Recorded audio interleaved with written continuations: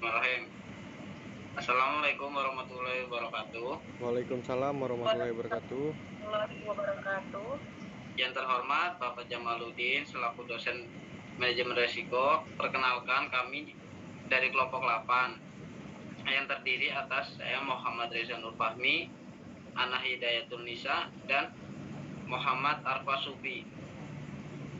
Kami di sini akan mempresentasikan tentang transfer risiko.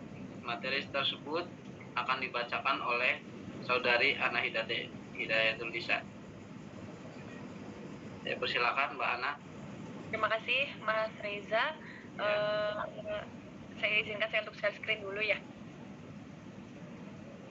Baik, ini adalah materi PowerPoint dari kelompok kami tentang transfer risiko. Transfer risiko sendiri adalah tindakan memindahkan risiko yang dibutuhkan untuk memaksimalkan nilai perusahaan dari sebuah perusahaan ke perusahaan lain yang memiliki kompetensi dalam mengelola risiko. Transfer risiko sendiri itu bisa disebut dengan ART atau Alternative Risk Transfer. Berbagai cara alternatif yang ada yang sering dilakukan perusahaan untuk mentransfer risiko. Biasanya transfer risiko itu berupa asuransi. Asuransi sendiri merupakan satu bentuk pengalihan risiko yang dikenal baik, sementara pertanggungan risiko diperoleh dari perusahaan asuransi sebagai ganti atas premi yang masih dibayarkan pada perusahaan asuransi. Kemudian dari bentuk transfer risiko tadi kan salah satunya asuransi ya. Nah, di sini saya akan menjelaskan definisi dan tujuan asuransi. Definisi asuransi sendiri adalah suatu perjanjian dengan mana seorang penanggung mengikatkan diri pada tertanggung dengan menerima suatu premi untuk memberikan penggantian kepadanya karena suatu kerugian, kerusakan atau kehilangan keuntungan yang diharapkan, yang mungkin akan dideritanya karena suatu peristiwa yang tak tertentu. Kemudian tujuan dari asuransi sendiri adalah untuk mengalihkan sejumlah risiko yang ada pada suatu pihak kepada perusahaan asuransi, kemudian jaminan bagi suatu pihak untuk mendapat perlindungan atas segala risiko kerugian yang mungkin terjadi, untuk memperkecil potensi kerugian yang lebih besar bila mengeluarkan biaya sendiri saat terjadi suatu risiko. Lalu untuk asuransi jiwa tertentu, asuransi dapat menjadi tabungan karena sebagai biaya premi dan akan dikembalikan kepada nasabah.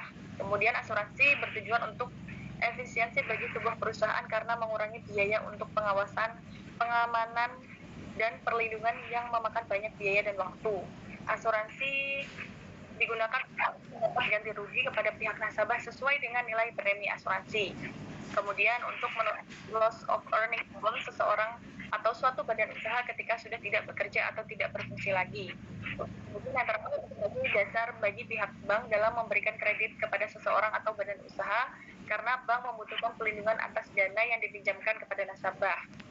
Kemudian asuransi itu ada dua. Yang pertama adalah asuransi jiwa. Apa sih yang dimaksud dengan asuransi jiwa? Asuransi jiwa adalah program perlindungan terhadap jiwa nasabah. Asuransi jiwa ini memberikan proteksi finansial bagi keluarga nasabah jika nasabah mengalami musibah meninggal dunia yang disebabkan oleh apapun di mana saja keluarga yang ditinggalkan akan mengalami kesulitan dalam membayar biaya hidupnya.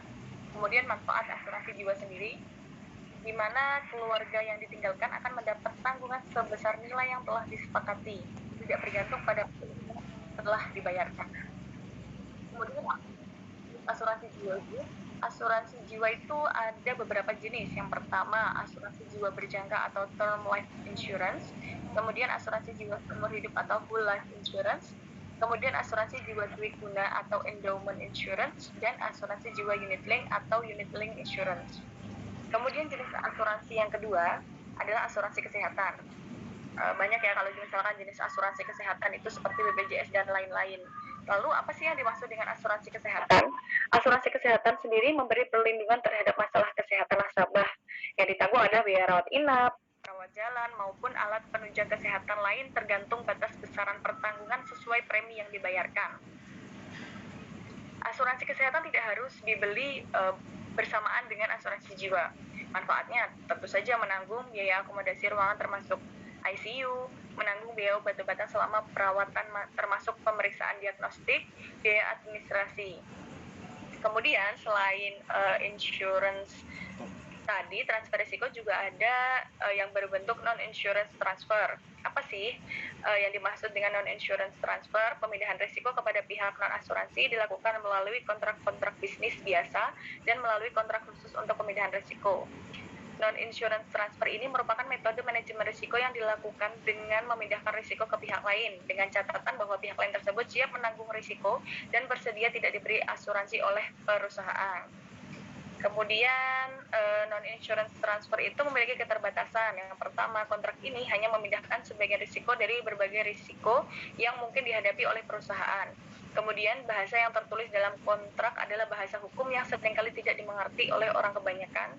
Dan kemudian surat kontrak bisa dibatalkan oleh pengadilan jika isinya bertentangan dengan undang-undang atau peraturan atau kebijakan pemerintah yang dianggap tidak wajar bagi transfer ini. Kemudian kesimpulan dari presentasi malam ini adalah transfer risiko merupakan upaya pemindahan risiko ke pihak lain, baik dengan melalui asuransi ataupun non-insurance. Terima kasih. Terima kasih Mbak Ana atas penyampaian materinya, cukup jelas dan ngerti ya. Oke, dari materi yang saya sampaikan tadi mungkin ada pertanyaan? Ya mungkin dari saya ya ingin bertanya. Ya pertanyaan saya, bagaimana pendapat Anda tentang jenis-jenis cara mengelola risiko tersebut? Ya, yang pertama. Lalu yang kedua, jelaskan apa tujuan menggunakan asuransi. Terima kasih. Yang pertama tadi bagaimana cara mengelola risiko ya? Ya, jenis-jenis mengelola risiko. Dan tujuan memiliki asuransi ya. Ya, benar sekali. Mbak Ana, saya ingin menjawab. Saya nomor 2 ya. Boleh? Silakan Mbak Ana. Ya, yang nomor 1 tadi bagaimana cara mengelola risiko? Betul pertanyaannya, Bang Reza? Tadi pertanyaannya bagaimana cara? Ya, bagaimana cara mengelola risiko? 5 langkah mengelola risiko usaha, yaitu 1. Agar usaha dapat berjalan, maka perlu usaha harus bisa mengelola dengan baik risiko usaha yang ada. Lalu yang kedua, mengidentifikasi risiko tersebut. Lalu yang ketiga, analisis dan urutkan risiko. Lalu yang keempat, membuat langkah-langkah mengatasi risiko tersebut. Lalu yang kelima, action. Dan yang keenam itu mengevaluasi keseluruhan usahanya. Terima kasih Bang Reza. Terima kasih Mas Arfa atas jawabannya, cukup jelas ya. Terima kasih. Kira-kira jawabannya udah cukup? Cukup. Iya, aku menjawab yang nomor 2 ya tadi, pertanyaannya tujuan asuransi gitu kan. Ya, silakan Mbak Ana.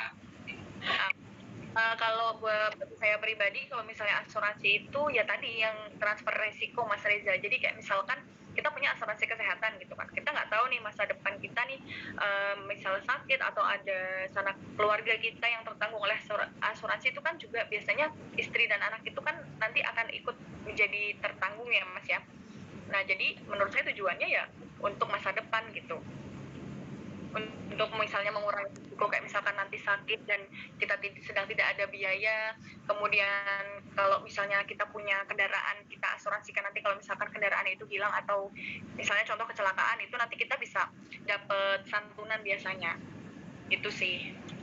Ya, berarti asuransi tersebut sangat bermanfaat ya bagi kehidupan. Ya, tapi biasanya bagi banyak orang tuh masih agak kayak nggak pengen asuransi gitu kan, nggak penting gitu, padahal menurut saya sebenarnya penting gitu, apalagi terkhusus asuransi kesehatan sih. Itu aja Mas Reza. Mungkin Arfa cukup atau mau menambahkan? Cukup karena. Oke, mungkin Mas Reza bisa ditutup sesi presentasi malam ini. Baik, terima kasih Mbak Ana dan Mas Arfa. Cukup sekian penjelasan dari kelompok kami tentang materi transfer risiko tersebut. Terima kasih. Terima kasih. Terima kasih Bang Reza. Assalamualaikum. Yo, wassalamualaikum. Waalaikumsalam warahmatullahi wabarakatuh.